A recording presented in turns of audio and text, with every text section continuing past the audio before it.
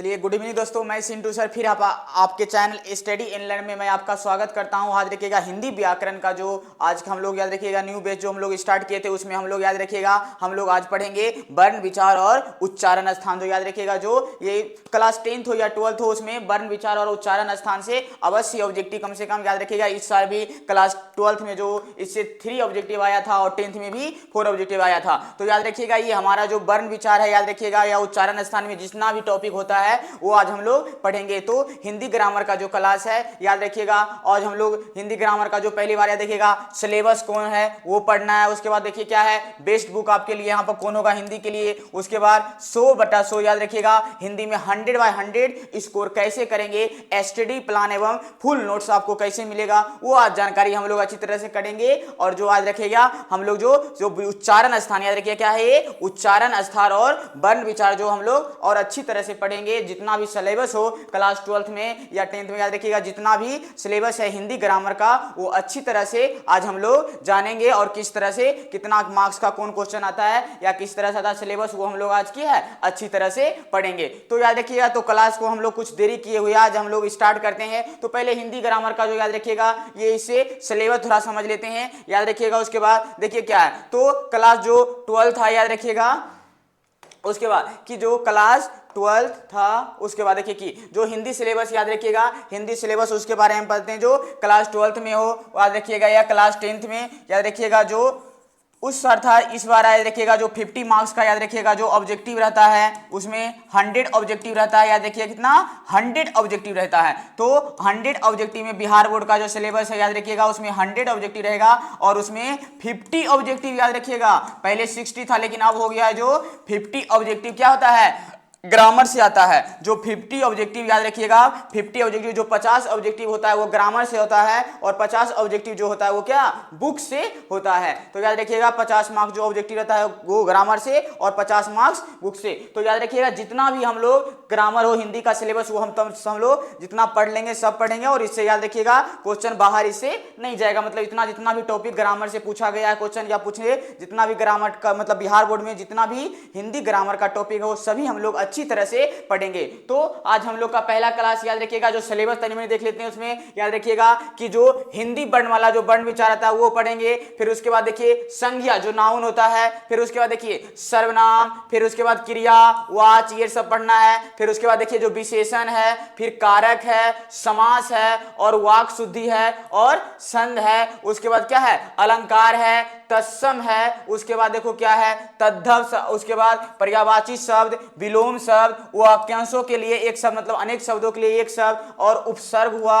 उसके बाद प्रत्यय, मुहावरा, लोकोक्तियां, विराम चिन्ह, उपपठित गद्यांश जो होता है ये प्रमुख लेखक उसका कवि उनकी रचनाओं याद रखिएगा जो बुक से होता है वो भी पढ़ना है। फिर उसके बाद रस पढ़ना है। फिर उसके बाद याद रखिएगा इसमें कुछ और देते हैं कि इसमें जो संधि होता है जो याद रखिएगा बहुत भी आई है संधि। फिर उसके बाद इसमें जो लेटर राइटिंग पत्र लेखन याद रखिएगा जो सिलेबस है बिहार बोर्ड का पत्र लेखन ये 5 मार्क्स का आता है। कितना मार्क्स का तो आप लोग बताइए कमेंट बॉक्स में कि कितना पत्र लेखन जो होता है 5 मार्क्स का होता है। और फिर 23 याद रखिएगा जो निबंध जो एस्से होता है ये 10th में याद रखिएगा 10th में 10th मार्क्स का 10 मार्क्स का आता है। और क्या है 12th तो 12th में जो निबंध होता है वो 8 मार्क्स के आता है याद रखिएगा। फिर उसके बाद आता है एक संक्षेपण जो होता है याद रखिएगा जो 5 मार्क्स 4 मार्क्स का आता है 12th क्लास में ये होता है संक्षेपण। तो याद रखिएगा इतना ग्रामर टॉपिक हम लोग को पढ़ना है। तो याद रखिएगा हम लोग आज जो पहला जो याद रखिएगा हिंदी वर्णमाला या हिंदी जो वर्ण विचार होता है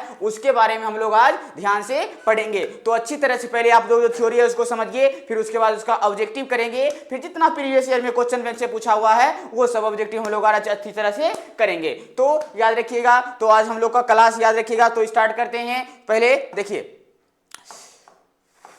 तो क्या है वर्ण याद रखिएगा। पहले वर्ण का परिभाषा आप लोग समझिए कि याद रखिएगा मुख से निकलने वाली प्रत्येक सार्थक ध्वनि को वर्ण कहते हैं। देखिए वर्ण समझिए ध्यान से कि मुख से मतलब मुंह से निकलने वाली प्रत्येक सार्थक ध्वनि, सार्थक मतलब याद रखिएगा जिसका कोई अर्थ निकले, मतलब जिसका कोई अर्थ निकले उसे क्या कहते हैं तो मुख से निकलने वाली प्रत्येक सार्थक ध्वनि मतलब जिसका कोई अर्थ निकले को वर्ण कहते हैं। और याद रखिएगा ध्वनि, इसीलिए ध्वनि को अभिव्यक्ति की न्यूनतम इकाई कहते हैं। मतलब समझ लीजिए जो वर्ण होता है वो न्यूनतम इकाई होता है, मतलब जो इसका टुकड़ा नहीं हो सके, जिसका खंड नहीं हो सकता वो वर्ण कहलाता है। तो सिंपल इसका परिभाषा याद रखिएगा कि मुख से निकलने वाली प्रत्येक सार्थक ध्वनि को वर्ण कहा जाता है। उसके बाद ये भी याद अपना रख सकते हैं कि लघुत्तम वाक् ध्वनि को क्या है, वर्ण कहा जाता है। मतलब लघुत्तम वाक् ध्वनि को मतलब छोटा सा जो वाक् ध्वनि को याद रखिएगा, लघुत्तम वाक् ध्वनि को क्या है, वर्ण कहा जाता है। तो उसके बाद याद रखिएगा, फिर देखिए नेक्स्ट चलते हैं अगला, देखिए कि वर्णमाला आप समझते हैं। याद रखिएगा जो वर्णमाला है ये आपकी परिभाषा समझिए कि वर्णों के व्यवस्थित समूह को, याद रखिएगा वर्णों के व्यवस्थित समूह को, मतलब सिंपल याद रखिएगा वर्णों के व्यवस्थित समूह को क्या कहते हैं, तो वर्णमाला कहते हैं। और बहुत भी आई है ये ऑब्जेक्टिव में, याद रखिएगा पूछ सकता है कि वर्ण की कुल संख्या, याद रखिएगा जो वर्ण होता है ना, याद रखिएगा वर्ण की कुल संख्या कितना होता है, तो 52 होता है। याद रखिएगा अगर पूछे ऑब्जेक्टिव में पूछे कि वर्ण की कुल संख्या कितना होता है तो याद रखिएगा 52 होता है। उसके बाद अगर मूल संख्या पूछे तो याद रखिएगा 44 मतलब 44 होता है। याद रखिएगा ये दोनों आप लोग को बहुत है कि अब देखिए कि वर्णों के व्यवस्थित समूह को वर्णमाला कहते हैं। और व्यवस्थित क्रम क्यों कहा जाता है, बताइए वर्णमाला को व्यवस्थित क्रम क्यों कहा जाता है, क्योंकि जब हिंदी की रचना हुई थी, ये बहुत भी आई है कि क्योंकि जब हिंदी की रचना हुई थी कि वर्णमाला को कि मतलब वर्णों के व्यवस्थित समूह क्यों कहा जाता है वर्णमाला को, तो याद रखिएगा कि क्योंकि जब हिंदी की रचना हुई थी तो को के बाद किया जाता था अक्षो, उसके बाद तो के बाद किया जाता था तो इत्रो, और जो के बाद क्या आता था तो अज्ञो, और तालम सो के बाद क्या आता था तो श्रो। ये आप रखिएगा, ये ऑब्जेक्टिव में बिहार बोर्ड पूछ सकता है। उसके बाद नेक्स्ट चलते हैं आगे, देखिए उसके बाद चलते अगला, देखिए कि संयुक्त व्यंजनों का कुछ विच्छेद, देखिए इसका है ना कि देखिए ये अक्षो जो किससे किससे मिलकर बना है, तो ये देखिएगा कोहल, उसके बाद ये सो से, उसके बाद इत्रो कौन सी बना है तो हलंत, उसके बाद रो से, फिर अज्ञो याद रखिए ज्ञो बना है जो हलंत, उसके बाद यो से, उसके बाद श्रो, ये तालम सो हलंत, उसके बाद रो, ये याद रखिएगा इसका विच्छेद मतलब दोनों मिलके आपस में ये बनाया है। तो ये याद आप लोग रख लीजिएगा, थोड़ा बेसिक ज्ञान है आप लोग के लिए, तो आराम से ये याद रख लीजिएगा, आप लोग लिख लीजिएगा स्क्रीनशॉट लेके या कुछ लेके। अब देखिए छो का क्रम अक्षों का क्या है, अक्षों का क्रम उस वर्ण के बाद आएगा जो कि है अक्षों में सम्मिलित, अर्थात कौन, को, याद रखिएगा अर्थात को।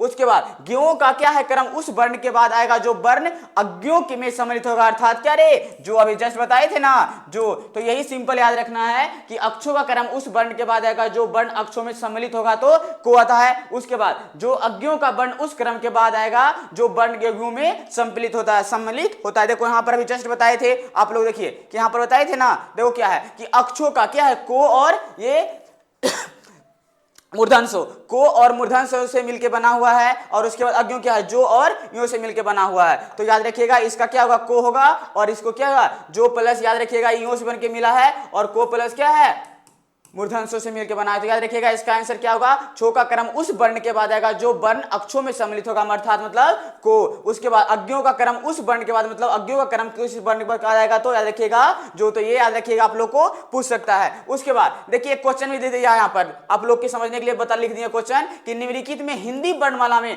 अक्षों का क्रम किस वर्ण के बाद, जस्ट बताए थे को के अधि, को क्या है को के बाद, याद रखिएगा कि को के बाद उसके बाद अक्षों क्रम किस बने तो को के बाद। उसका नेक्स्ट चलते हैं इसी प्रकार। अब देखिए अंसर विसर्ग थोड़ा ये समझते हैं, जो अंसर तथा विसर्ग स्वरों में सबसे पहले आते थे किंतु अपने समय के अनुसार। याद रखिएगा जो अंसर और विसर्ग जो स्वर होता है ना, उसमें अंसर और विसर्ग स्वरों में सबसे पहले आते थे किंतु अपने समय के अनुसार जैसे जैसे हिंदी आगे बढ़ी, मतलब जैसे जैसे हिंदी का इतिहास आगे बढ़ते गया, हिंदी साहित्य का इतिहास, और इन्हें व्यवस्थित कर दिया गया, मतलब इनको एक जगह पे रख दिया गया, व्यवस्थित कर दिया। और इसका वर्गीकरण 3 रूपों में हुआ है। याद रखिएगा जो इसका वर्गीकरण हुआ था वो 3 रूपों में हुआ था। तो सिंपल पहले हम लोग स्वर समझते हैं, उसके बाद वो समझेंगे। तो सिंपल याद रखिएगा जो स्वर है, याद रखिएगा कि स्वर देखिए की है जिन सब मतलब वर्णों का स्वतंत्र अस्तित्व होता है, स्वर उसको कहेंगे। और जिन वर्णों का स्वतंत्र अस्तित्व होता है मतलब जो अपने उच्चारण में किसी अन्य वर्ण की सहायता नहीं लेता है, वो स्वयं अपना स्वयं पर आश्रित रहता है, ये होता होता है कि जिन वर्णों का स्वतंत्र अस्तित्व होता है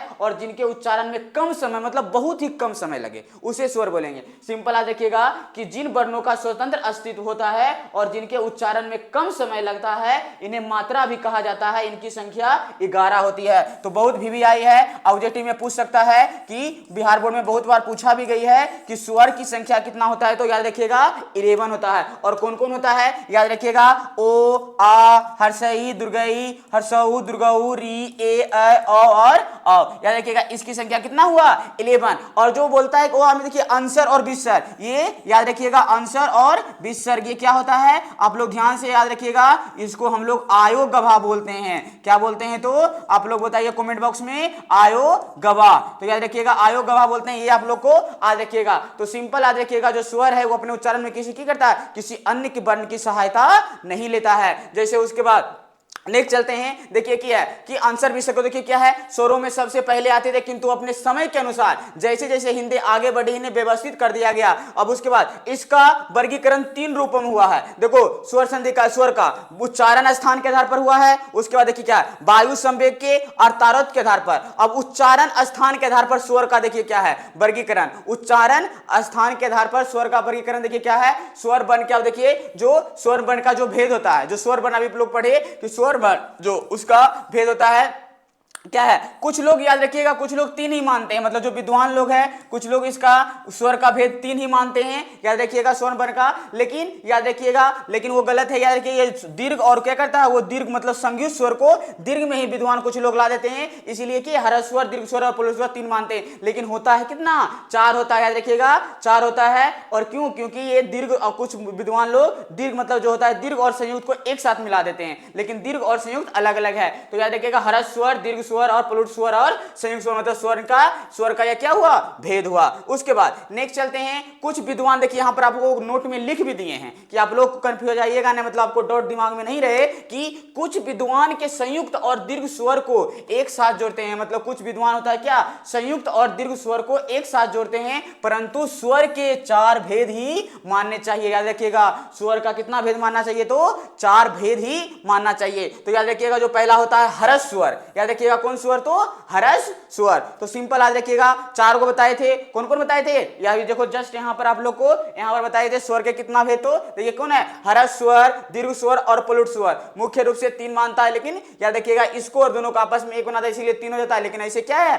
4 है, लेकिन हम लोग को क्या है 4 मानना ही चाहिए। तो देखिए क्या है, जिन स्वर वर्णों के उच्चारण में अत्यंत कम समय लगो, ह्रस्व स्वर उसमें उसको बोलेंगे कि जिन वर्णों के उच्चारण में क्या है, जिन स्वर वर्णों के उच्चारण में अत्यंत कम समय लगे और जिसका मात्रा मतलब बहुत कम, मतलब अत्यंत बहुत कम समय लगे और इनकी संख्या 4 होती है। मतलब सिंपल याद रखिएगा ह्रस्व स्वर उसमें कहेंगे जिसमें एक मात्रा का बोध हो। याद रखिएगा क्या, एक मात्रा का, याद रखिएगा जिसमें एक मात्रा का बोध हो उसे क्या बोलते हैं, तो ह्रस्व स्वर बोलते हैं। इसका दूसरा परिभाषा हो गया, या इस तरह लिखिएगा कि जिन स्वर वर्णों के उच्चारण में अत्यंत कम समय लगे और इनकी संख्या क्या होती है, 4 होती है। मतलब जिन स्वर वर्णों के उच्चारण में अत्यंत बहुत ही कम समय लगे उसे ह्रस्व स्वर बोलते हैं और इसमें एक मात्रा का बोध हो। जिस तरह देखिए इसकी संख्या याद रखिएगा बहुत वीवीआई है कि ह्रस्व स्वर की संख्या कितना होती है। तो बहुत बार बिहार बोर्ड ये क्वेश्चन पूछ चुका है, 10th और 12th में दोनों में पूछा है। तो याद रखिएगा, तो इसकी याद रखिएगा इस कौन कौन होता है, ओ होता है, हर्षई होता है, हर्षऊ होता है और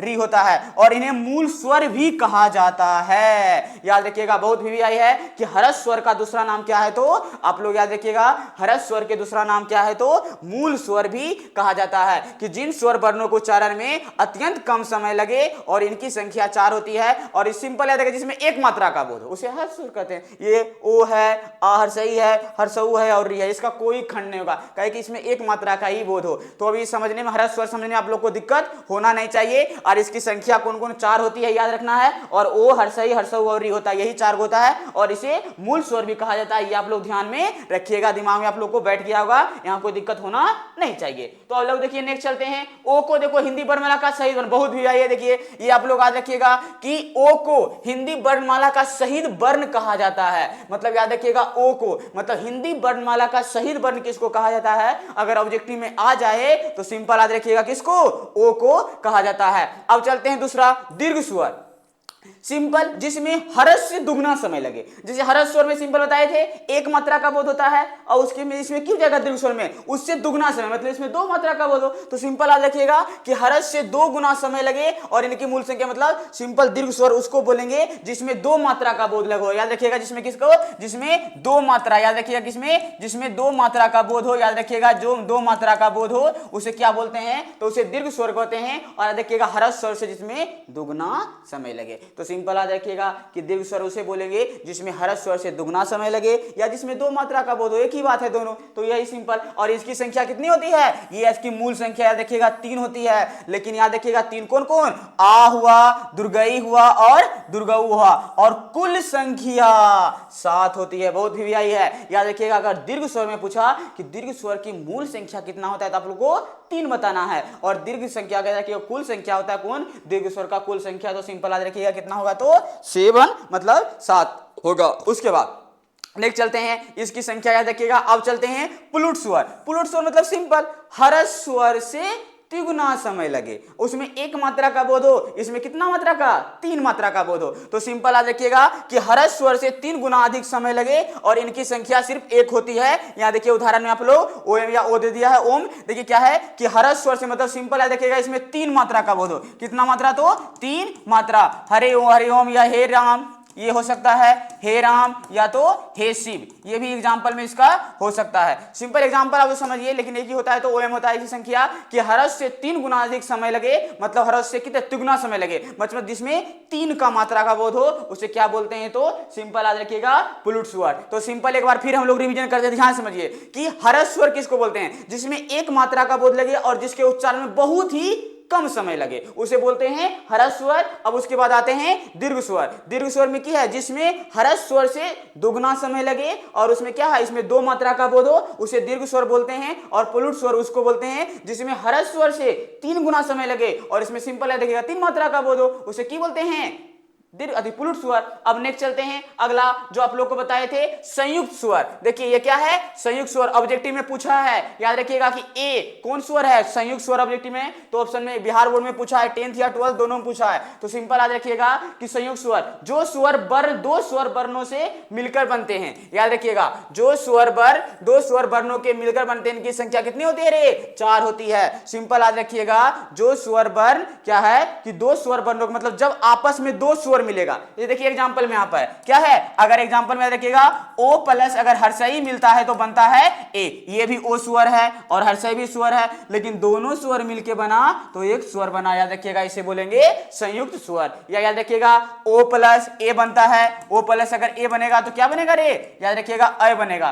देखो यहां पर लिखा हुआ है अ बनेगा, ये भी स्वर है ये भी स्वर है और बना जो नेक्स्ट भी वो भी स्वर है। उसके बाद नेक्स्ट चलते हैं अगला, ओ भी है फिर हर्षऊ भी है। अगर ओ भी है प्लस हर्षऊ भी है, दोनों आपस में मिला क्या मिला रे, ओ बना। देखो ये भी स्वर है ये भी स्वर है, दोनों मिलके की बना, एक दूसरा स्वर बना। उसके बाद देखो क्या है, यहां पर औ है, क्या है रे, देखो औ है या ओ प्लस औ बना, ओ प्लस औ क्या बनेगा रे, औ बनेगा। ये भी स्वर है और ये भी स्वर है, ये कितना हुआ स्वर। याद रखिएगा स्वरों की संख्या कितना होती है 4। और याद रखिएगा संयुक्त स्वर, तो ये भी बहुत वीवीआई है कि संयुक्त स्वर की संख्या कितना होता है, तो आप लोग दिमाग में रखिएगा स्वर मतलब कितना होता है, तो संयुक्त स्वर का संख्या कितना 4। तो उसके बाद नेक्स्ट चलते हैं आगे, कुछ महत्वपूर्ण जानकारी हम लोग आपको लिए नोट में पढ़ दें कि कुछ विद्वान, देखिए क्या है कि कुछ विद्वान जो है पुलुट स्वर को जोड़कर इसकी संख्या 12 है और कुछ दीर्घ स्वर री, देखो कितना है री और लिरी को जोड़कर क्या है 14 मानते हैं, परंतु हिंदी में कुल संख्या कितना है 11 मानना चाहिए। मतलब स्वरों की संख्या हिंदी में याद रखना कितना मानना है इसे आप लोग को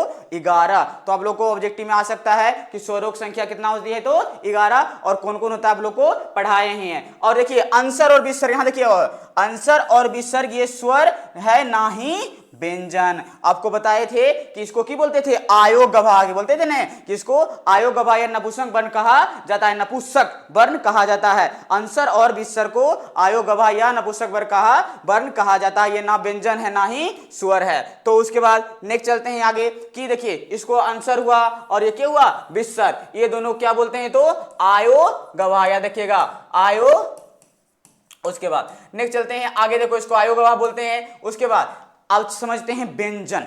स्वर संधि का पढ़ लिए और स्वर संधि का जो प्रकार था वो भी बहुत अच्छी तरह से हम लोग समझ गए। तो अब हम लोग चलते हैं क्या पर, व्यंजन पर। देखिए हम लोग क्या चलते हैं तो व्यंजन पे। तो सिंपल याद रखिएगा, जिन वर्णों का स्वतंत्र अस्तित्व नहीं होता, मतलब जिन वर्णों का स्वतंत्र अस्तित्व नहीं होता है और वो हमेशा स्वर वर्णों की सहायता से बोले जाते हैं। तो सिंपल याद रखिएगा कि व्यंजन वर्ण उसको कहेंगे जो स्वर वर्ण की सहायता से बोले जाते हैं, उसे व्यंजन वर्ण कहते हैं। तो देखो सिंपल समझिए, जैसे को है, को का उच्चारण आप लोग क्या करिएगा, देखिए को हलन धन प्लस क्या हुआ ओ, देखिए इसमें की है स्वर जुटा ना रे, देखो यहां पर इसमें स्वर जुटा, दोनों देखो को में स्वर जुटा, तो अब क्या बना, को बना, ये व्यंजन है, याद रखिएगा ये व्यंजन है। तो सिंपल याद रखिएगा, जब भी व्यंजन बने उसमें स्वर पक्का आएगा, तो आएगा कि मतलब जब भी व्यंजन संधि व्यंजन हो तो उसमें स्वर की सहायता लेने में लेगा, तभी जाकर उसका उच्चारण होगा। तो सिंपल याद रखिएगा, जिन वर्णों का उच्चारण क्या होता है, जिन वर्णों का स्वतंत्र अस्तित्व नहीं होता है, सिंपल याद रखिएगा कि जिन वर्णों का स्वतंत्र अस्तित्व नहीं होता है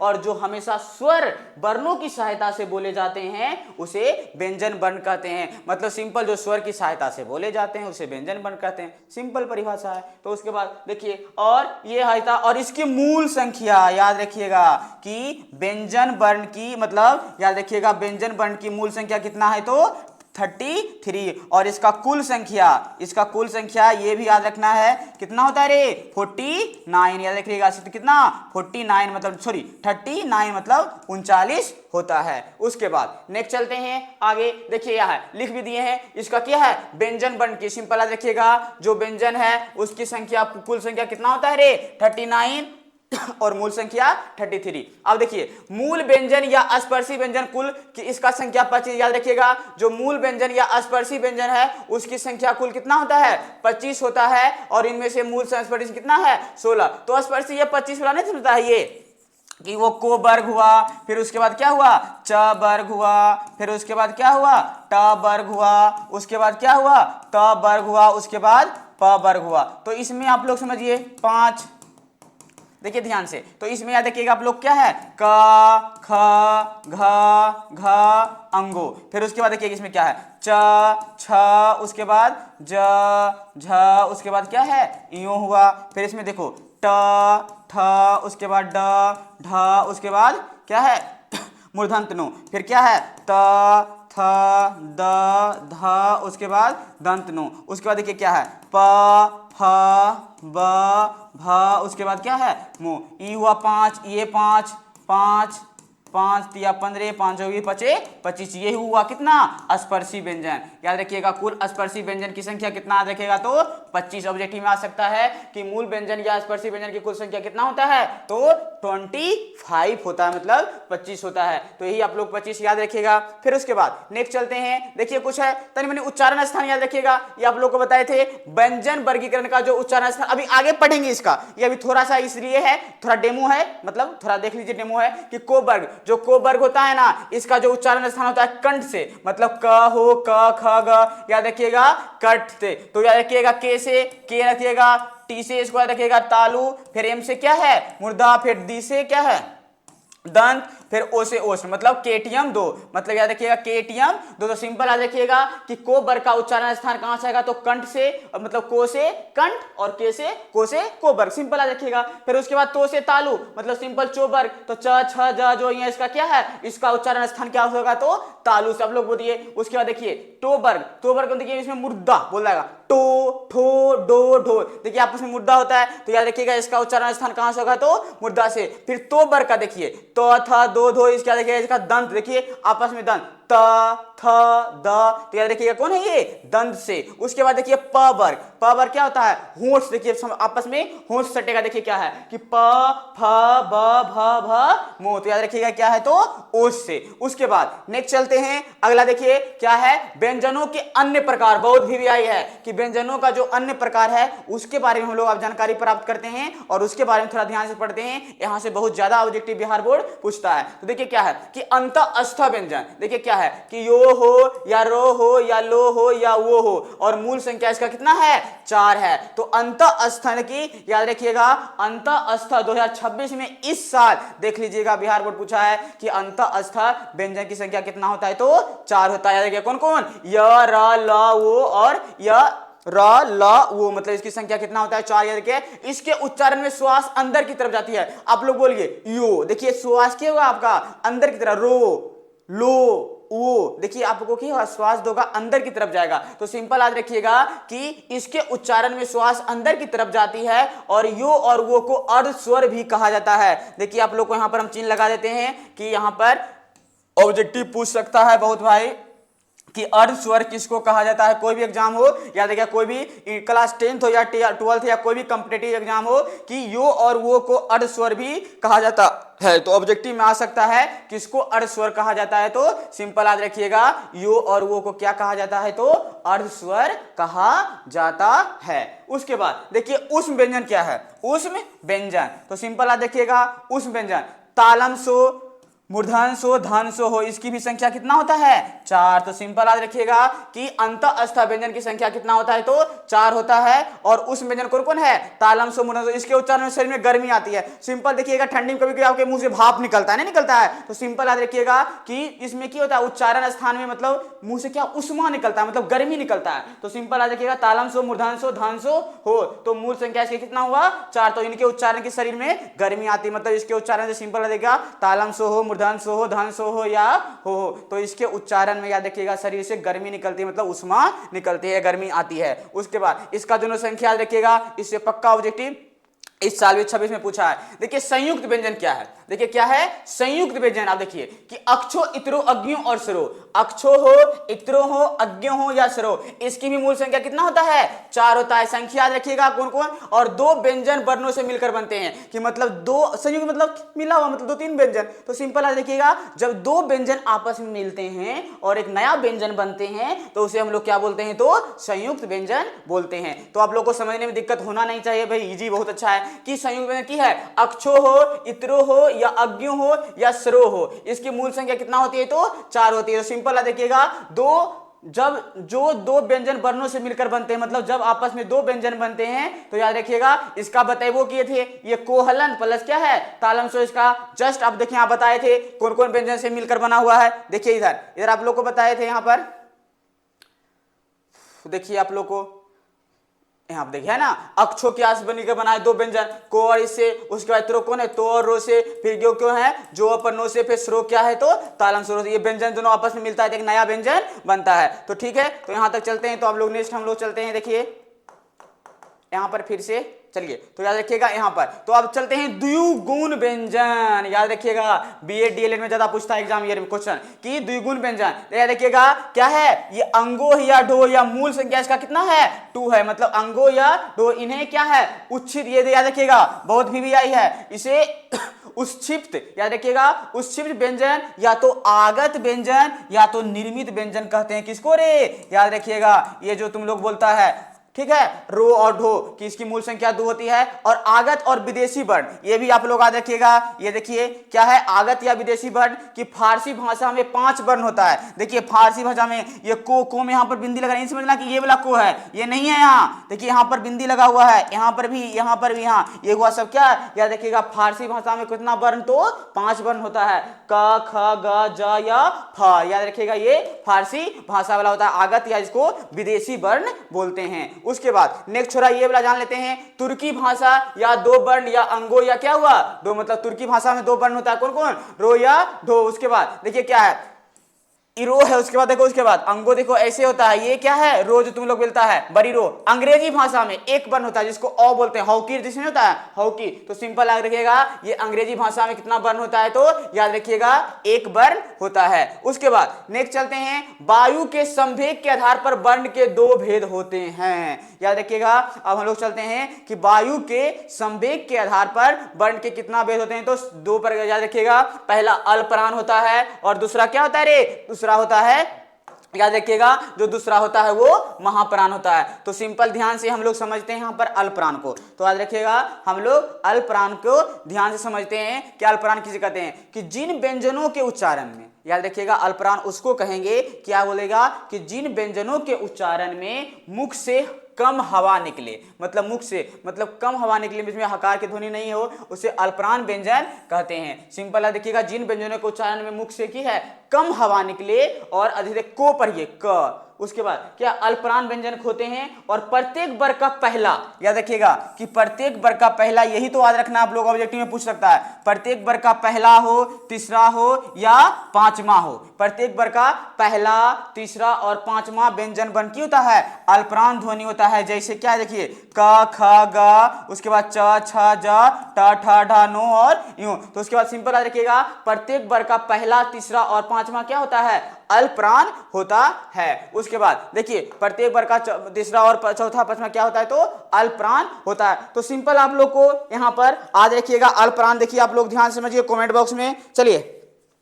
ये सर चलिए ठीक है। उसके बाद यहां तक समझने में कोई दिक्कत होना नहीं चाहिए आप लोग को कि अल्पप्राण में याद रखिएगा क्या होता है कि जिन व्यंजनों के उच्चारण में मुख से कम हवा निकले उसे अल्पप्राण व्यंजन कहते हैं और प्रत्येक वर्ग का पहला, तीसरा और पांचवा, और इसके साथ याद रखिएगा कुछ और आता है जो चार को बताए थे, बताइए अल्पप्राण में आप लोग कमेंट बॉक्स में जल्दी। तो याद रखिएगा बताए थे तो सिंपल की बताए थे, देखिए क्या यो होना चाहिए, रो होना चाहिए, ये लो होना चाहिए और वो, ये भी चार याद रखिएगा बहुत भी किन में आता है ये अल्पप्राण में ही आता है। तो अल्पप्राण हम लोग समझते हैं प्रत्येक वर्ग का सिंपल देखिएगा पहला, तीसरा और पांचवा, 1 3 5 मतलब अल्पप्राण हम लोग ध्यान से समझते हैं। देखिए यहां पर याद रखिएगा आप लोग देखो ध्यान से, पहले अल्पप्राण समझते हैं क्या अल्पप्राण होता है, क्या है अल्पप्राण। तो सिंपल याद रखिएगा अल्पप्राण में यही ट्रिक रखिएगा पहला, तीसरा और पांचवा। तो याद रखिए को क्या है क वर्ग हो, उसके बाद देखो क्या है च वर्ग हो, उसके बाद क्या है ट वर्ग हो, उसके बाद देखो क्या है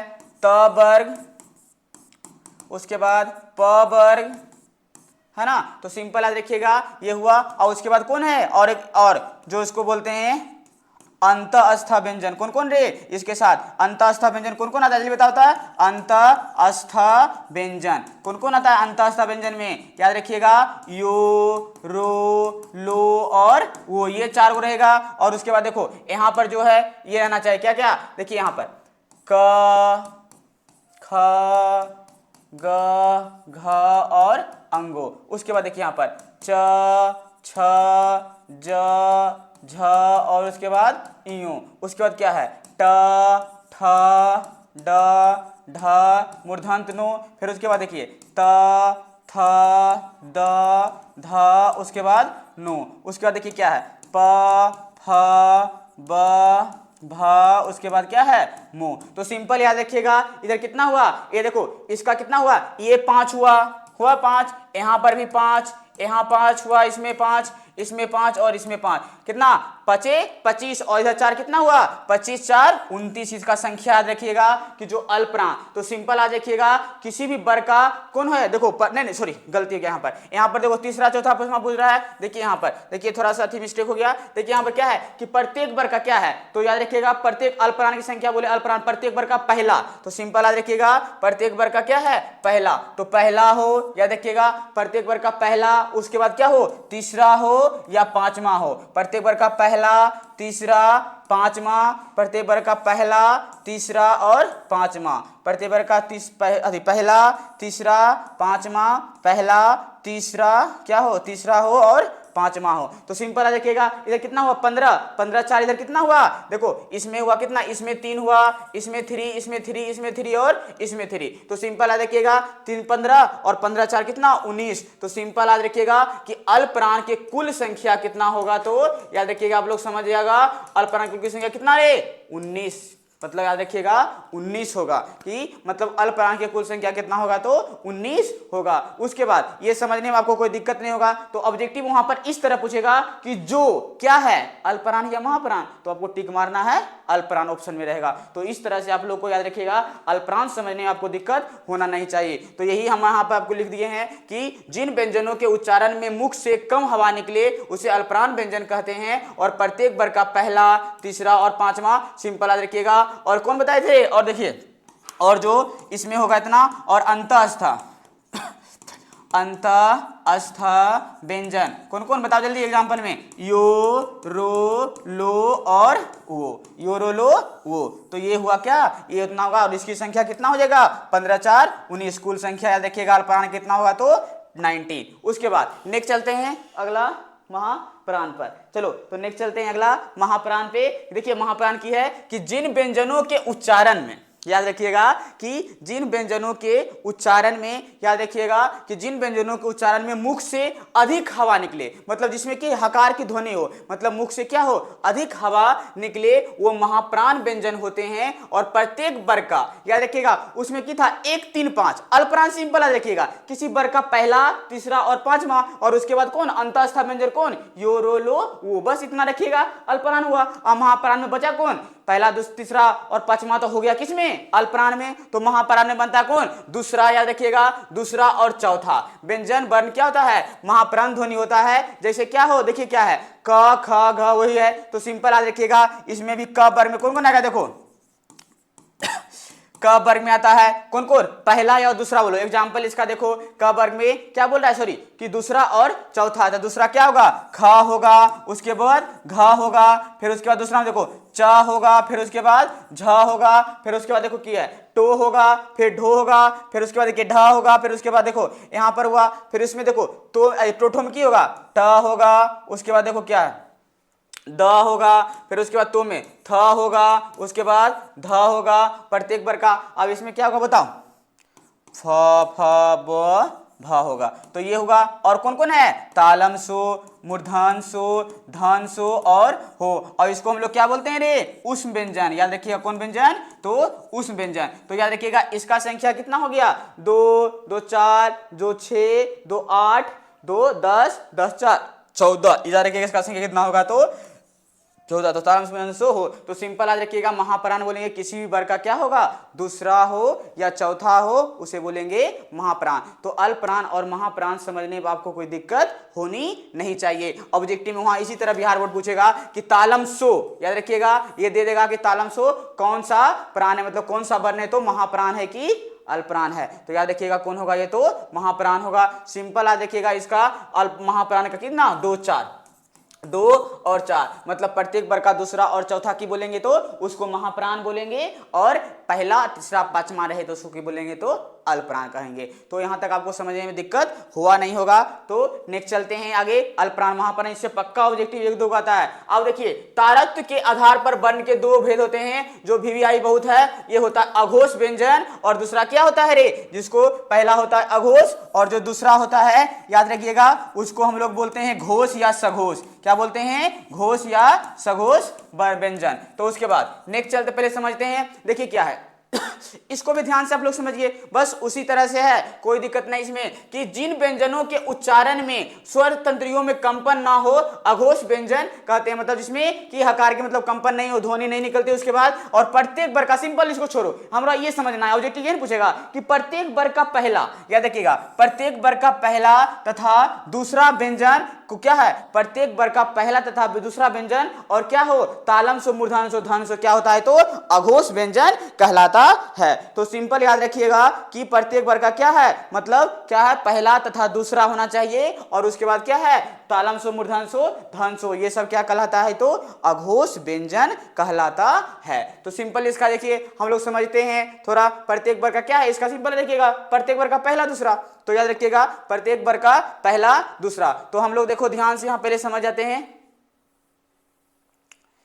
चलो थोड़ा समझते हैं, देखिए ध्यान से कि मतलब अघोष व्यंजन किसको कहेंगे। अघोष व्यंजन क्या कहते हैं, जैसे को वर्ग में हुआ, क्या हुआ, को वर्ग में हुआ क ख, उसके बाद ग घ, उसके बाद अंगो। तो इसमें देखिए जैसे च वर्ग में हुआ, या च छ, उसके बाद ज झ, उसके बाद इयो, फिर उसके बाद देखो ट वर्ग में हुआ, क्या क्या, ट ठ ड ढ, उसके बाद मूर्धन नो, फिर उसके बाद देखिए त वर्ग में हुआ, यहां पर देखिए त वर्ग में हुआ त थ द ध, उसके बाद नो। तो उसके बाद देखिए प वर्ग में हुआ प फ ब भ, उसके बाद क्या हुआ, मो। तो इसके देखिएगा प्रत्येक वर्ग का पहला, तो देखिए ध्यान से आप लोग यहां समझ जाएगा, ये कोई रट्टा मारने की जरूरत नहीं है। चलिए देखिए क्या है कि प्रत्येक वर्ग का पहला तथा दूसरा, तो याद देखिएगा पहला दूसरा,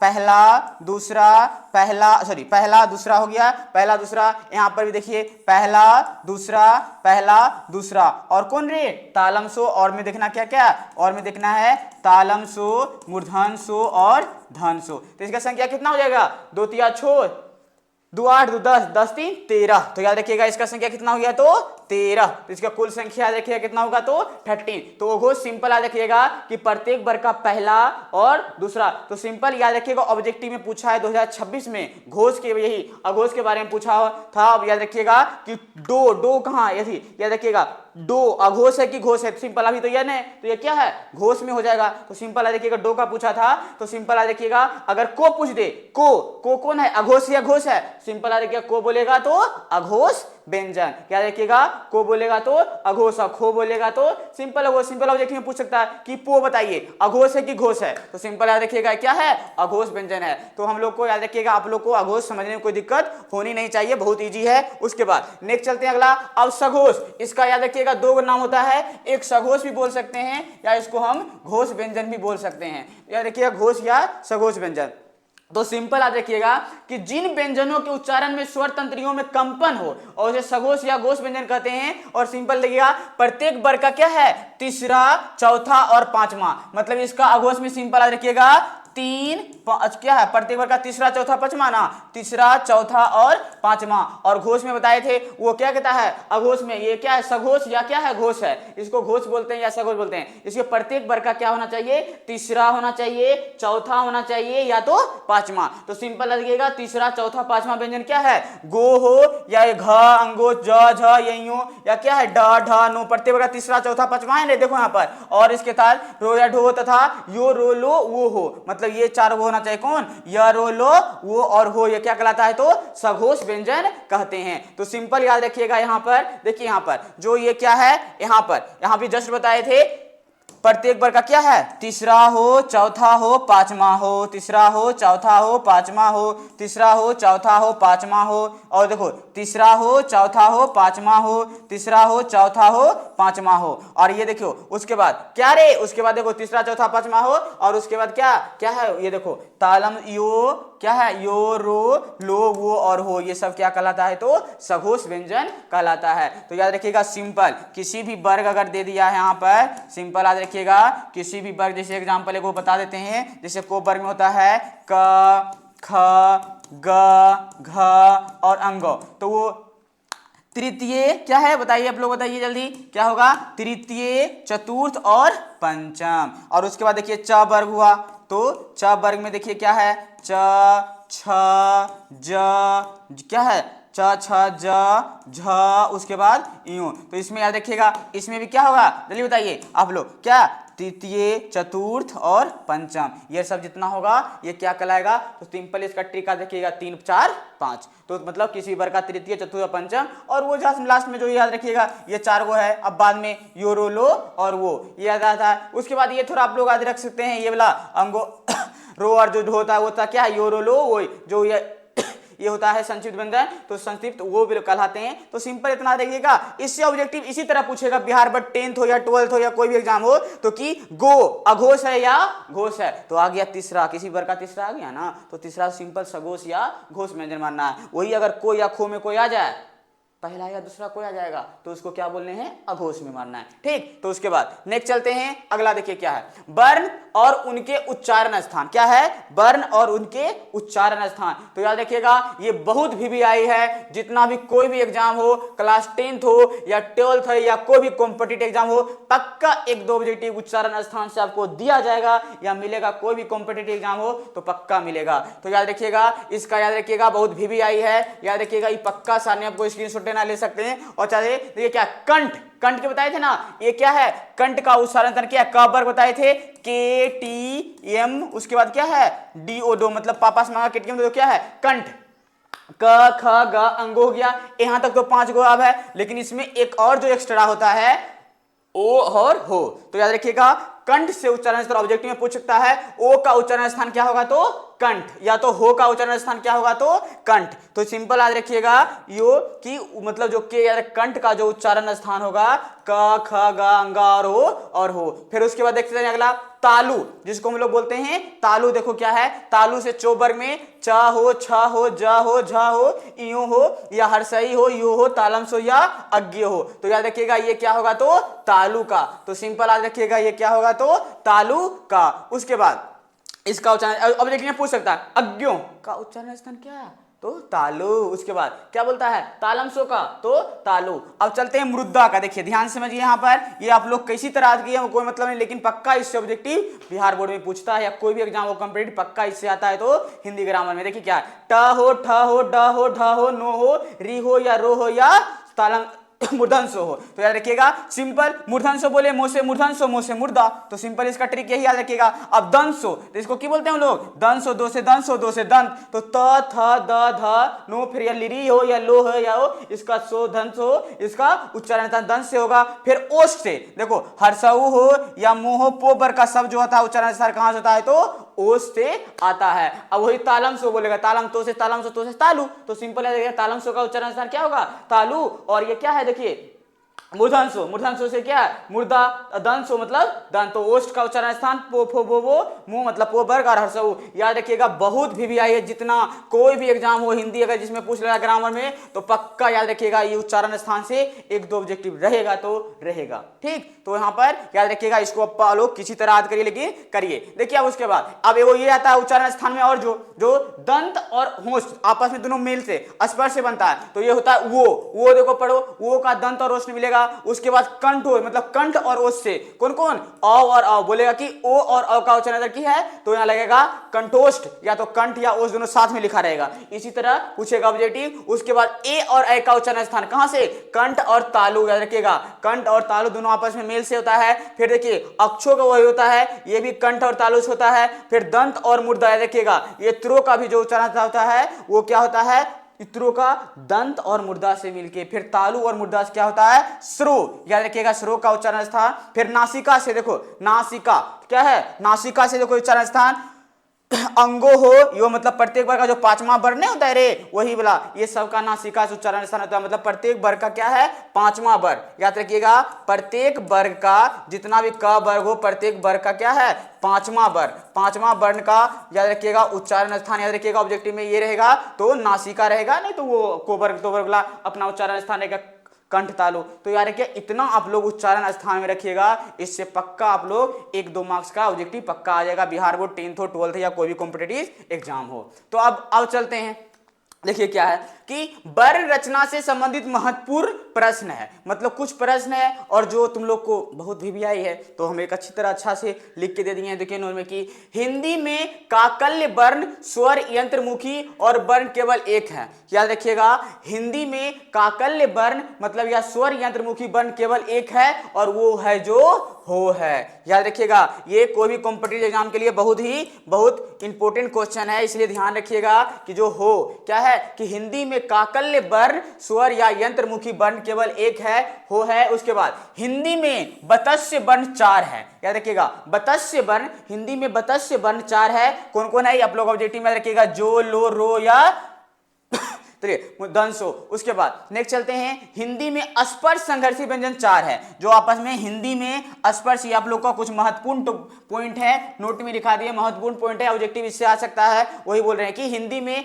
स्पर्श संघर्षी वर्ण क्या है, तो 4 है, या क्या हो, च हो, छ हो, ज हो या जा हो। उसके बाद हिंदी में संघर्षी वर्ण 3 है। याद रखिएगा कि हिंदी में संघर्षी वर्ण 3 है, तालम सो, मूर्धन्य सो और दंसो। सिंपल याद रखिएगा कि हिंदी में संघर्षी वर्ण कितना है, तो याद रखिएगा हिंदी में संघर्षी वर्ण 3 है। कौन कौन, तालम सो, मूर्धन्य सो और दंसो। तो इतना आप लोग ऑब्जेक्टिव में याद रखिएगा, पढ़ लीजिएगा, आप लोग लिख लीजिएगा। उसके बाद नेक्स्ट चलते हैं, हिंदी में वृत्तिश वर्ण केवल एक है। याद रखिएगा जो वृत्त का अर्थ खुला हुआ, मतलब खुला हुआ वर्ण सिर्फ एक है, ओ आ मतलब खुला हुआ नहीं आ। तो सिंपल याद रखिएगा कि हिंदी में वृत्तित वर्ण केवल एक है, वो क्या है, तो आ। तो वृत्त का अर्थ होता है खुला हुआ, मतलब सिंपल याद रखिएगा जो वृत्तित का अर्थ होता है क्या होता है, तो वो होता है खुला हुआ। मतलब हिंदी में याद रखिएगा हिंदी में वृत्तित वर्ण केवल कितना है, तो याद रखिएगा आ। उसके बाद हिंदी में अर्ध विवृति वर्ण 3 है। याद रखिएगा जो अर्ध विवृति वर्ण हिंदी में कितना है, तो वो सिंपल याद रखिएगा कितना है, हिंदी में अर्ध विवृति वर्ण है वो कितना है, तो याद रखिएगा 3 है। कौन कौन, ए है, औ है या औ है। याद रखिएगा ये 3 संख्या है कि हिंदी में अर्ध विवृति वर्ण कितना है, तो 3 है। उसके बाद समृद्ध वर्ण कितना है, तो 4 है। याद रखिएगा समृद्ध, तो कौन वर्ण कितना है, तो 4। ये सब महत्वपूर्ण पॉइंट है आपके लिए, एक्स्ट्रा में स्टार मार्क आप लोग लिखिए। देखिए स्टार मार्क दिए कि पूछ सकता है, हर्षई हो, दुर्गई हो, हर्षऊ हो या दुर्गऊ हो। उसके बाद अर्ध समृद्ध वर्ण कितना है तो 2 है, ए है या अ है। इस तरह से आप लोग विस्तार में पढ़ रहे हैं, यहाँ देखिएगा इतना पढ़ लीजिएगा, इससे बाहर क्वेश्चन नहीं आएगा तो नहीं आएगा पक्का वर्ण विचार से। उसके बाद देखिए आज हम लोग फिर इतना याद रखिएगा, हम लोग थ्योरी खत्म कर दिए, इतना पढ़ लिए, इससे बाहर ऑब्जेक्टिव याद रखिएगा। जितना भी अब थ्योरी आप लोग अच्छी तरह समझ गए या बाद में एक बार फिर से अगर समझ में आए तो एक बार अच्छी तरह से देख लीजिएगा। अब उसके बाद हम लोग चलते हैं क्या चीज, ऑब्जेक्टिव पे चलते हैं। तो हम लोग अब ऑब्जेक्टिव क्वेश्चन पे चलते हैं, जो आप लोग कमेंट बॉक्स में इसका आंसर जरूर दीजिए। पहला क्वेश्चन आपका आता है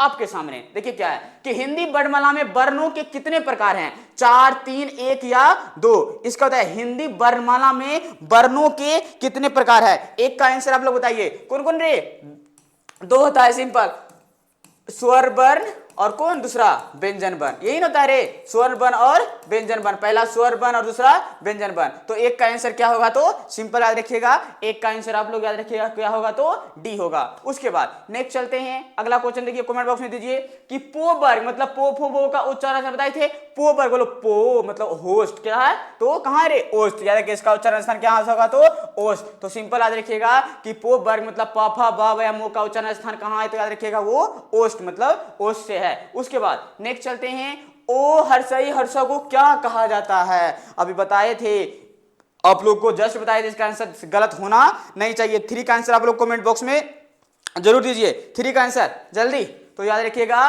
कि ओ या हर्षई हर्षा को क्या कहा गया, मतलब जिसमें एक मात्रा का बोध हो और जिसके उच्चारण में बहुत ही कम समय लगे, उसे क्या बोलते हैं तो ह्रस्व स्वर वर्ण कहते हैं। क्या कहते हैं तो ह्रस्व स्वर वर्ण कहते हैं। उसके बाद नेक्स्ट चलते हैं अगला कि क्या अ स्वर ध्वनि या आ और औ के बीच की ध्वनि है, बताओ क्या अ। आप देखो इसका जो जवाब सही देगा, देखते हैं कमेंट बॉक्स में किसका सही आता है, जल्दी बताइए। 4 का तो याद रखिएगा कि क्या अ स्वर ध्वनि आ और औ के बीच की ध्वनि है, संभव नहीं, नहीं एकदम नहीं है, याद रखिएगा एकदम नहीं। इसका आंसर क्या होगा तो सी होगा गो। उसके बाद निम्न में से उचित व्यंजन का उदाहरण कौन सा है, जो वो बताए थे एगो रो, उसके बाद क्या है गो ढो, यही 2 था ना, तो इसमें से एक आ गया, इसका आंसर क्या होगा एक, इसका 2 संख्या है याद रखिएगा। तो 5 का आंसर आप लोग कमेंट बॉक्स में दीजिए, तो 5 का आंसर क्या होगा तो ए होगा। उसके बाद नेक्स्ट चलते हैं अगला कि हिंदी वर्णमाला में कितने स्वर वर्ण है, हिंदी वर्णमाला में कितने स्वर वर्ण है, तो आप लोग को बताए थे कितना है रे, 11, 12 या 13, तो 11 कितना था तो इसका आंसर होगा सी। कौन कौन देखिए ध्यान से, ओ था, आ, हर्षई, दुर्गई, हर्षऊ, दुर्गऊ, उसके बाद क्या है री, फिर ए, उसके बाद ओ और औ। याद रखिएगा ये क्या है या कि मतलब हिंदी वर्णमाला में कितने स्वर वर्ण है तो 11 है, ओ, आ, हर्षई, दुर्गई, हर्षऊ, दुर्गऊ, क्या है दुर्गऊ, री, ए, ओ और औ, हिंदी वर्णमाला। उसके बाद नेक्स्ट चलते हैं अगला कि हिंदी वर्णमाला में कुल कितने मूल व्यंजन है, मूल व्यंजन बताए थे, मूल व्यंजन कितना है, 11 है, 33 है, 44 है या 55 है। तो 7 का आंसर आप लोग कमेंट बॉक्स में जरूर दीजिए। तो सिंपल याद देखिएगा, जो 7 का आंसर हो गया क्या होगा कि अगर पूछेगा कुल कितने मूल व्यंजन है, अगर मूल व्यंजन पूछता है तो कितना बोल लेंगे 33, और कुल व्यंजन पूछता है तो याद रखिएगा कुल अगर व्यंजन पूछता है, ध्यान रखिएगा कुल व्यंजन पूछता है कितना रे 39, तो याद रखिएगा कुल पूछेगा तो 39 और मूल पूछेगा तो 33। याद रखिएगा कि हिंदी बना कुल कितने हुए तो 7 का आंसर याद रखिएगा ये होगा 33। उसके बाद नेक्स्ट चलते हैं कि हिंदी वर्णमाला में कुल कितने मूल वर्ण है, अब बताइए मूल वर्ण है 44, 40 क्या है 46, 50 या 52। तो 8 का आंसर आप लोग कमेंट बॉक्स में जरूर दीजिए। तो सिंपल बताइए जो मूल है तो कितना है रे 44 है, और कुल पूछे तो याद रखिएगा अगर कुल पूछे तो कितना याद रखिएगा 52। उसके बाद नेक्स्ट चलते हैं अगला कि अक्षो इतरो अज्ञों को सरोग क्या कहा, संयुक्त स्वर वर्ण। सिंपल क्या है रे संयुक्त क्या है, इसका आंसर क्या होगा आप लोग बताइए कमेंट बॉक्स में जल्दी, क्या है संयुक्त, क्या होगा संयुक्त व्यंजन वर्ण। तो 9 का आंसर आप लोग कमेंट बॉक्स में दीजिए। सही है, सबका सही है। याद रखिएगा कि अक्षो इतरो और अज्ञों और स्वरों कहे जाते हैं, तो सिंपल याद रखिएगा संयुक्त व्यंजन वर्ण को कहा जाता है। उसके बाद नेक्स्ट चलते हैं अगला, देखिए क्या है 10 का कि हिंदी वर्णमाला में आयोग गवाह वर्ण कौन से है, मतलब हिंदी वर्णमाला में जो आयोगवा वर्ण कौन से हैं, तो सिंपल याद रखिएगा ओ आ अंसर ई का है, अंसर और विसर्ग। बताए थे ना कि आयोगवा कौन होता है, तो अंसर और विसर्ग। की हिंदी वर्णमाला में आयोगवा वर्ण कौन से हैं, तो अंसर और विसर्ग हैं। तो ये याद रखिएगा आप लोग को, बहुत भी आई है ऑब्जेक्टिव आ सकता है कि ए आई वर्ण क्या कहलाते हैं, ओष्ठ्य, कंठ, तालब, मूर्धन्य या नासिकीय। उसका बताइए ए और ए का जस्ट बताए थे, यहां पर थ्योरी में बताए थे कि ए और वा को, ए और ए को क्या बोलते हैं, जल्दी बताइए कमेंट बॉक्स में देखते हैं किसका। तो सिंपल आप लोग बताइए जल्दी कि ए और ए कंठ और क्या है, तालब है। तो इसका आंसर क्या होगा, तो 11 का आंसर क्या होगा, तो सिंपल याद रखिएगा 11 का जो आंसर होगा वो खा होगा, तो खो मतलब बी होगा। उसके बाद नेक्स्ट चलते हैं कि निम्नलिखित वर्णों में कौन सा वर्ण मूर्धन्य मतलब की है, जिसका उच्चारण स्थान मुर्दा से होता है। मुर्दा बताइए जल्दी कि चो हो, जो हो, टो हो या दो हो। तो इसका ट्रिक बताए, केटीएम, तो केटीएम, KTM कौन वर्ण है रे, ट वर्ण। तो ट वर्ण में देखो इसमें कोई है रे, तो 12 का आंसर बताइए। तो 12 का देखते हैं किसका सही आता है, तो सिंपल है देखिए टो वर्ग में एक ही है रे, टो वर्ग में ट है। तो याद रखिएगा इसका उच्चारण स्थान कहां से होगा, तो मुर्दा से होगा। उसके बाद नेक्स्ट चलते हैं अगला कि निम्नलिखित में ध्वनियों में से बताइए कि कौन सा वर्ण ओष्ठ नहीं है, मतलब जिसका उच्चारण ओठ से नहीं होता है। बताओ कि इसमें देखो पो वर्ग हो गया, पो वर्ग जितना बताए थे, पो वर्ग का उच्चारण स्थान कहां से होता है, ओठ से। तो ओठ से, तो इसमें देखो पो वर्ग में पो भी यही दोनों आ गया, लेकिन हुआ कौन, ये ना। तो आंसर क्या होगा इसका, ये होगा। तो 13 का आंसर क्या होगा, तो 13 का आंसर समझ लीजिए का होगा। उसके बाद नेक्स्ट चलते हैं अगला क्वेश्चन पे, देखिए कि हिंदी वर्णमाला में मूल स्वर कितने हैं। याद रखिएगा कि हिंदी वर्णमाला में मूल स्वर कितने हैं, 6 है, 7 है, 4 है या 2 है। तो हिंदी वर्णमाला में मूल स्वर कितने हैं, 6 है, 7 है या 4 है या 2 है। तो 14 का आंसर आप लोग बताइए कि हिंदी वर्णमाला, तो बताए थे हिंदी वर्णमाला में मूल स्वर की संख्या कितना है, याद रखिएगा 4 है। हिंदी वर्णमाला में मूल स्वरों की संख्या कितना है, तो 4 है। उसके बाद हिंदी वर्णमाला में बताइए कि संयुक्त स्वर कौन कौन से हैं। जो संयुक्त स्वर है, जो दो शब्द से मिलकर मिलते हैं, तो ये तो नहीं होगा, ये नहीं, ये स्वर बोल रहा है संयुक्त स्वर। तो स्वर दो शब्द हो गया, ए और औ। इस संयुक्त स्वर का बताए थे डिफिनेशन भी और परिभाषा भी। तो 15 का आंसर याद रखिएगा क्या होगा, 15 का आंसर आप लोग कमेंट बॉक्स में दीजिए। तो 15 का आंसर क्या होगा, तो डी होगा। उसके बाद नेक्स्ट चलते हैं अगला क्वेश्चन, देखिए कि निम्नलिखित में शब्द में वर्तनी सविचरण कीजिए, मतलब आरक्षण को तोड़ो। आ से प्लस क्या है, रो है, फिर क्या है, ओ है, फिर को, देखिए अक्षु की है, को प्लस सो से बनता है, सही बात। फिर नो, ओ पर देखो सो में ओ छुपा हुआ है, फिर नो देखो नो प्लस ओ। लगता है इसका आंसर आप लोग कमेंट बॉक्स में बताइए कौन सही होगा। हमको तो लगता है को होगा, आप लोग बताइए 16 का आंसर। तो 16 का आंसर आप लोग बताइए। तो सिंपल याद रखिएगा, हमको तो ए, तो हाँ याद रखिए इसका आंसर क्या होगा, तो ए होगा। उसके बाद नेक्स्ट चलते हैं अगला, इसको तोड़ो, द्वार को, कि निम्नलिखित में सब में वर्तनी विश्लेषण क्या होगा, द्वा क्या है, फिर वो, फिर है इसमें आ आकर है द्वार, आ भी, फिर रो है और राधा को रो प्लस में, हाँ इसका भी आंसर क्या होगा, ए ही होगा। तो आप लोग याद रखिएगा 70 ऑब्जेक्टिव लोग कर सके हैं। फिर नेक्स्ट चलते हैं अगला ऑब्जेक्टिव पे, देखिए क्या कि हिंदी में मूल्यता वर्णों की संख्या कितनी है, कि हिंदी में जो है मूल्यता वर्णों की संख्या कितनी है, तो 50 है, 51 है, 52 है या 53 है। बताए थे जस्ट अभी बताए थे, अभी क्लास में इससे पहले बताए थे। तो आप लोग आंसर बताइए इसका कितना, तो सिंपल 52 था रे, कि हिंदी मूल्यता वर्णों की संख्या कितना है, तो याद रखिएगा 52 है। उसके बाद नेक्स्ट चलते हैं अगला कि अक्षो, यार क्या है, अक्षो ध्वनि किसके अंतर्गत आते हैं, मूल स्वर घोष संयुक्त वर्ण रे, अक्षो कौन आते हैं, तो संयुक्त वर्ण में आते हैं। तो इसका आंसर याद रखिएगा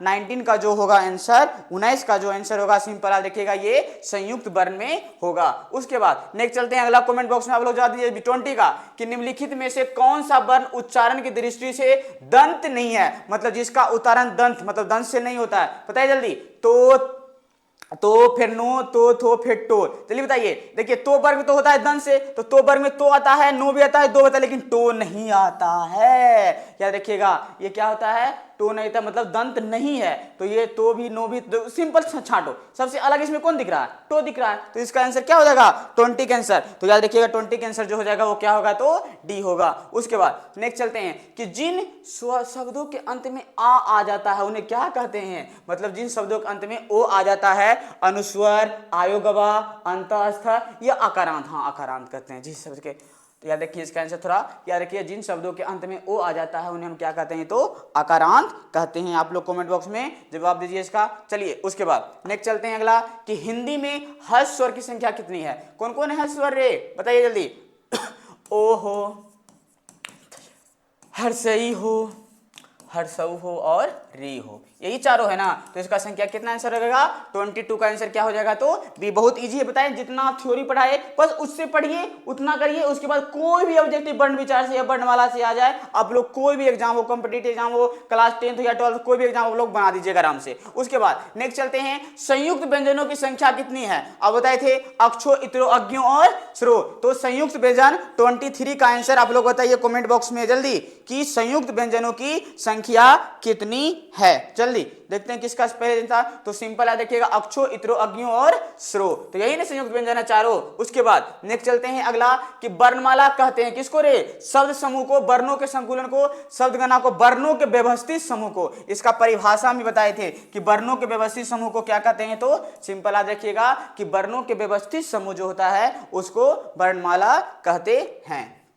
अगला, कि वर्ण के विषय में क्या सही है। आप लोग बताइए कि वर्ण के विषय में क्या सही है। वर्ण भाषा की सबसे छोटी इकाई है और वर्ण को खंड नहीं हो सकता है, सही बात है। कि वर्ण भाषा की सबसे लघुत्तम मतलब सबसे छोटी इकाई बताए थे, ये सही है। उसके बाद वर्ण के खंड नहीं, सही बात, वर्ण जो अक्षर है उसका खंड नहीं हो सकता है। मुख से उच्चारित ध्वनियों को व्यक्त करने के चिन्हों को वर्ण का, ठीक है, मुख से उच्चारित ध्वनियों को व्यक्त करने के जिसका अर्थ उपयोग सभी, तो इसका आंसर क्या होगा, आंसर डी होगा। उपयोग तीनों कथन क्या है इसका, सही है। तो उसके बाद इसका आंसर याद रखिएगा 25 का जो आंसर होगा वो क्या होगा, तो डी होगा। उसके बाद नेक्स्ट चलते हैं अगला, कि इनमें संयुक्त व्यंजन कौन है। अक्षो, इतरो, अज्ञो और श्रो, इसमें संयुक्त व्यंजन को है, अक्षो, इतरो और अज्ञो। मिल गया ना रे, तो इसका आंसर क्या है, तो बी होगा। तो 26 का आंसर जो होगा वो बी होगा। उसके बाद भाषा की सबसे छोटी इकाई क्या है, मतलब जो भाषा की सबसे छोटी इकाई क्या है, तो शब्द है, व्यंजन है, स्वर है या वर्ण है। तो 27 का आंसर आप लोग कमेंट बॉक्स में, बहुत इजी क्वेश्चन आ गया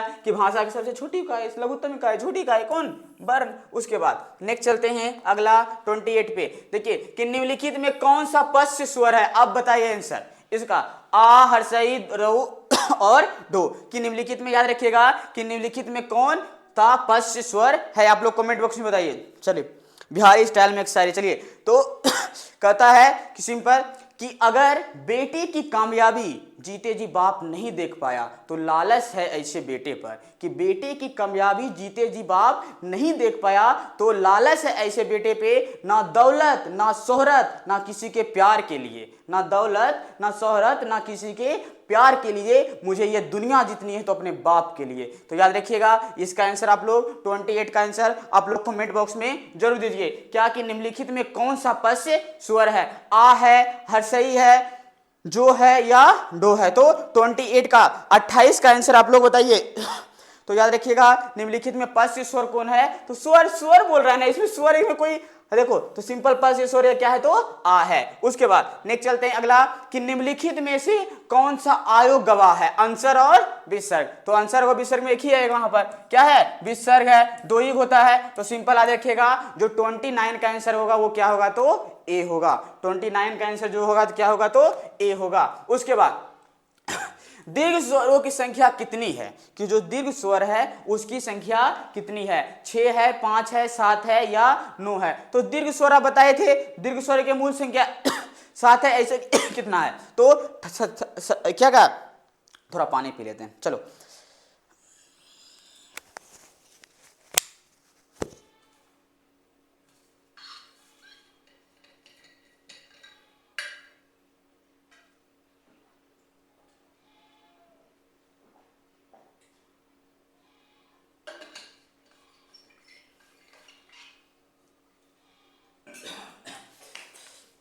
चलिए तो आप लोग आंसर बताइए जल्दी। दीर्घ स्वरों की संख्या कितना बताए थे, कुल संख्या दीर्घ स्वर की कितना रे, तो याद रखिएगा जो दीर्घ क्या है, दीर्घ स्वरों की कुल संख्या है जो सिंपल याद रखिएगा 7 है। उसके बाद नेक्स्ट चलते हैं अगला, कि हिंदी शब्दकोश में अक्षरों का क्रम किस वर्ण के बाद आता है। बताए थे अक्षरों का क्रम जो आता है वो किसके बाद आता है, को के बाद होता है। उसके बाद इतरो का जा होता है तो के बाद, और जो का ज्यों का जो के बाद। उसके बाद कि ज्यों का जो वर्ण है किस वर्णों के संयोग से बना है, इसका बताए थे जो प्लस क्या है इयों, तो इसका आंसर क्या होगा तो बी, मतलब 32 का जो आंसर होगा वो होगा तो बी होगा। उसके बाद नेक्स्ट चलते हैं अगला कि निम्नलिखित में से किस वर्ण का प्रयोग केवल तत्सम में होता है। याद रखिएगा कि निम्नलिखित में से किस वर्ण का प्रयोग केवल तत्सम में होता है, घो, ए, ओ या क्या री। तो 33 का आप लोग कमेंट बॉक्स में आंसर दीजिए, हम लोग देख रहे हैं कमेंट बॉक्स आपका। तो सिंपल याद रखिएगा किस शब्दों में क्या है देखिए किसका, देखते हैं किसका सबसे पहले आता है, जल्दी बताइए।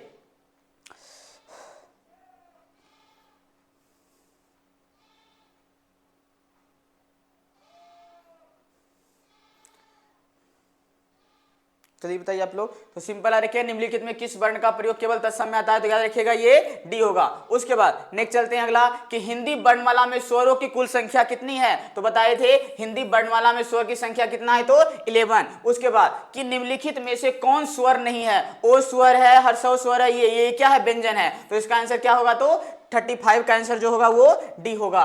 कि निम्नलिखित में से घोष के अंतर्गत कौन आता है, घोष और अघोष बताए थे, घोष और अघोष। इसमें बताइए क ख क्या है, क हो गया, घोष क्या होगा प्रथम और द्वितीय, प्रथम द्वितीय या क्या अघोष, घोष या सघोष बताइए आप लोग, घोष या सघोष का जस्ट बताए थे आप लोग कमेंट बॉक्स में बताइए कौन होगा इसका आंसर जल्दी। 33 का मतलब 33 का मतलब 36 का आंसर, इसमें कौन स्वर बताइए जल्दी, घोष के अंतर्गत शामिल, जल्दी बताइए इसका आंसर। तो याद रखिएगा कि मतलब जो घोष था वो क्या था रे, मतलब इसे देखो को खो गो फिर चो, मतलब तीनों तरह गया क्या है किसी भी वर्ग का तृतीय, तो क्या हो गया तो घोष। निम्नलिखित में घोष के अंतर्गत कौन शामिल है, तो याद रखिएगा इसका आंसर होगा ए। उसके बाद प्रत्येक व्यंजन का वर्ण वर्ग में वर्णों की संख्या कितनी होती है, प्रत्येक व्यंजन वर्ग में वर्णों की संख्या कितनी बार है, 4 है, 5 है, 6 है, यह भी कोई क्वेश्चन है वे। 37 का आंसर बताइए, 37 का प्रत्येक वर्ग में नहीं, को वर्ग में क्या 5 गो, चो वर्ग में याद रखिए कितना है रे 5 होगा आंसर। उसके बाद नेक्स्ट चलते हैं अगला कि अक्षों का वर्ण किससे योग से बना है, को और क्या है मूर्धन्य नहीं, हाँ को और मूर्धन्य सही, यही आंसर होगा। उसके बाद नेक्स्ट चलते हैं अगला कि री का उच्चारण स्थान क्या है, जल्दी बताइए। री दंत है, तालब है, मुर्दा है, होस्ट है। 39 का जल्दी बताइए, बहुत इजी क्वेश्चन है, काय बताए हैं तो भाई री री मुद्रा, री री री कहाँ रे मुद्दा। उसके बाद नेक्स्ट चलते हैं अगला 40 पर कि इनमें से कौन अर्ध स्वर कहलाता है, यो और वो, इसमें दोनों में से कोई है एक रे, हाँ एक आ गया ना, कि इनमें से कौन सा अर्ध स्वर कहलाता है, तो बताए थे यो और कौन वो, बहुत भी आई है बताए थे भी। उसके बाद नेक्स्ट चलते हैं अगला पर कि दुर्गई का उच्चारण स्थान, याद रखिएगा दुर्गई का उच्चारण स्थान आप लोग कमेंट बॉक्स में जल्दी दीजिए। तो सिंपल दुर्गई क्यों में था रे, तालु में, तो उसका आंसर क्या हो जाएगा तालु। उसके बाद नेक्स्ट चलते हैं कि निम्नलिखित में कौन टोप वर्ग का नहीं है, मतलब टोप वर्ग का नहीं है, टो ठो डो ढो नो, हाँ ये घो नहीं है ना रे, बाकी सब तो है। उसके बाद नेक्स्ट चलते हैं अगला कि हिंदी वर्णमाला में व्यंजनों की संख्या कितनी है, जो हिंदी वर्णमाला है उसमें 32, 34, 33 या 36, तो 43 का मतलब 43 का आंसर आप लोग कम बताइए। व्यंजनों की संख्या कितनी है हिंदी वर्णमाला में, तो सिंपल है व्यंजनों की संख्या कितना है रे 33 है, और उसके बाद कुल संख्या कितना है 39 39 है। निम्नलिखित में से कौन सा अंतःस्थ का उदाहरण नहीं है, अंतःस्थ व्यंजन कौन कौन बताए थे, यो रो लो वो, यो अंतःस्थ व्यंजन बताए थे आपकी जस्ट कौन कौन आता है, यो आता है, रो आता है, लो होता है और वो होता है। बताओ चारों में से कोई जो है, यो है, वो है, लो है, हाँ हो नहीं है, इसका आंसर क्या होगा हो। उसके बाद नेक्स्ट चलते हैं अगला कि इनमें महाप्राण वर्ण चुने, महाप्राण और अल्पप्राण, बहुत अच्छा समझाएं, गलती आंसर आना नहीं चाहिए, मतलब इसमें महाप्राण वर्ग चुने, तो सिंपल रहे किसी वर्ग का आ जाएगा प्रथम दिखा रहे, प्रथमो दिखा ना, तो आ गया को सिंपल। उसके बाद नेक्स्ट चलते हैं अगला कि वो वर्ण किसके अंतर्गत आता है, संघर्षहीन, उच्छिप्त, क्या है प्रकर्मित या पार्श्विक, बहुत VVI क्वेश्चन है कि वो वर्ण किसके अंतर्गत आता है, तो बताए थे संघर्षहीन, ऑब्जेक्टिव मतलब नहीं स्टार मार्क भी बताए थे जस्ट, तो सिंपल आ देखिएगा ये संघर्षहीन में आता है। उसके बाद नेक्स्ट चलते हैं क ख ज फ ध्वनियां किस भाषा की है, संस्कृत, अरबी भाषा, अंग्रेजी और दक्षिण भाषा की, जल्दी बताइए आप लोग कमेंट बॉक्स में। बताए थे अभी कि अरबी फारसी का नहीं रे, जस्ट बताए थे इससे पहले अभी थ्योरी क्लास में। उसके बाद नेक्स्ट चलते हैं कि हिंदी वर्णमाला में आयोग गवाह की संख्या कितनी है रे, कौन कौन आता है, 2 है, कौन कौन अंसर और विसर्ग, याद रखिएगा कौन कौन अंसर और विसर्ग, तो इसका आंसर क्या होगा तो 2 होगा। उसके बाद